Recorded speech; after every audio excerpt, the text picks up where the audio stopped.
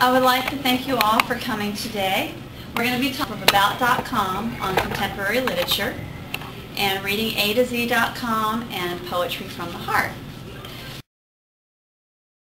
Ask yourself, why would you use a book from a not-so-famous author alongside your educational material? Well, before we talk about that, let me tell you, there are many styles of poetry, and as teachers, you know this, but let me just name a few.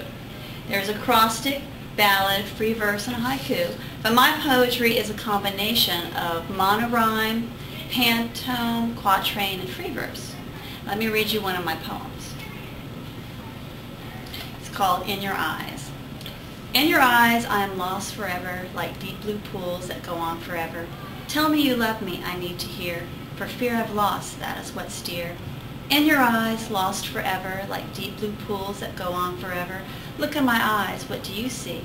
Forever, love, it is me, it is me. I think this book would be a benefit at the junior high and high school level, and the reason I read this poem is because there are students already benefiting from this book. A student in Ohio asked me if she could use the poem that I just read in her poetry assignment, so I gave her permission, and she got an A+. So I think that's great. I never met this student before, and she just read my poem, and she really loved it. So that is why I think it would be a benefit to you guys, and why I think it would help your students. So let's talk about why use this alongside a poetry lesson.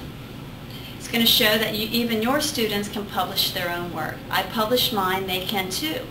Maybe as a class assignment with their teacher. You don't have to use one style of poetry. I don't, they don't have to either. You don't have to study poetry to be a poet. I didn't, and I am. I've been writing poetry since the age of 9. You can express your feelings through poetry. That is what I do, and that's what your students can do as well. So why compare my poetry to famous poets like Edgar Allan Poe, Emily Dickinson, or even Shakespeare? Well, it's going to open up conversation and debate. It's going to show that we're not very different from each other as poets. The famous poets, your students, or even me, we think really deeply, and we put our feelings on paper. And there's a lot of poetry out there that's written by people who aren't famous, and it's just as good.